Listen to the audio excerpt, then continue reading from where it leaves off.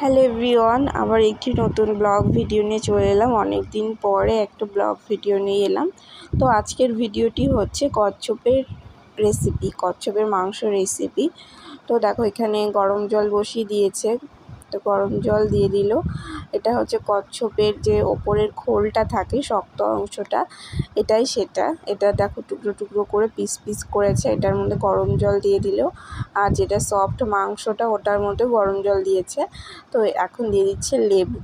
লেবুটা দিলে যে এখান থেকে যে নোংরাটা থাকে বা একটা গন্ধ থাকে, সেই গন্ধটাও চলে যায়। দেখো দুটোর মধ্যেই কিন্তু সেম লেবু গরম জল দিয়ে ভালো করে মাখিয়ে রাখলো। আর এই যে উপরের যে খোলটা দেখতে পাচ্ছ, মানে শক্ত অংশটা, এটা গরম জলে অনেকক্ষণ ধরে একটু চুবিয়ে রাখতে হবে, নাড়াচাড়া করতে হবে। কারণ দেখো উপরের একটা সাদা মানে হলুদ হলুদ একটা চামড়ার মতো অংশ দেখা যাচ্ছে। তো এই যে গরম জলের মধ্যে চুবিয়ে রাখলে এটা আস্ত এরকম উঠে যাবে। তো এটা উঠাতে হবে, এটা না উঠালে খাওয়া যাবে না। তো এই জন্য গরম জলের মধ্যে চুবিয়ে রাখা। তো দেখো কি সুন্দর উঠে যাচ্ছে, নরম হয়ে গেছে জিনিসটা। গরম জলের মধ্যে চুবিয়ে রাখলে এটা নরম হয়ে যায়। তো এটাকে এখন সব একটা একটা করে বেছে নেওয়া হবে। তারপরে আবার এটাকে যেভাবে মাংস রান্না করে সেভাবে ম্যারিনেট করতে হবে। তো দেখো একটু বেশিক্ষণ ভিজিয়ে রাখলে সুবিধা হয়, তাড়াতাড়ি উঠে যায়।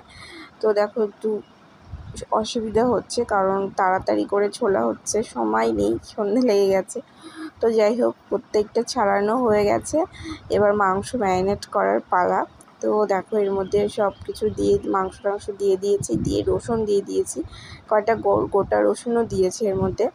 তার মধ্যে দিয়ে এলো পেঁয়াজ, আর দিয়ে দেবে যে মশলা। এর মশলার মধ্যে আছে আদা, জিরে, গরম মশলা, তারপরে আছে শুকনো লঙ্কা, কাঁচা লঙ্কা, সব কিছু মিক্সড করে মশলাটা করা আছে।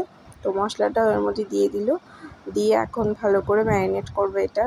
আর এর মধ্যে দিয়ে দেবে যে পরিমাণ মতো লবণ, পরিমাণ মতো হলুদ দিয়ে এটাকে ভালো করে ম্যারিনেট করবে।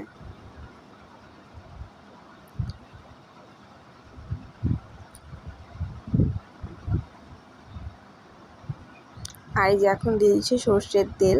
সর্ষের তেলটা মাংসের মধ্যে একটু বেশিই লাগে, কারণ তেল কম হলে মাংস খেতে ভালো লাগে না। তো দেখো এখন পরিমাণ মতো সর্ষের তেল দিয়ে দিল, দেখলে তো কতটা তেল দিল। তো এই দেখো তেল দিয়ে এখন এটাকে ম্যারিনেট করা হবে। আর এর মধ্যে আর একটা জিনিস দেব, এটা অপশনাল, যাদের বাড়িতে আছে তারা দেবে, আর যাদের বাড়িতে নেই তারা দেবে না। তো আমাদের ছিল, এই জন্য দিয়েছি। আর সেটা হচ্ছে টক দই। টক দইটা দিলে মাংসর টেস্টিটা ভালো হয়, খেতেও ভালো লাগে মাংসের মধ্যে টক দইটা দিলে। তো দেখো 2 চামচের মতো টক দই দিয়ে দিয়েছি, দিয়ে ভালো করে আবারও মাখা চাখা করে এখন তুলে দেব।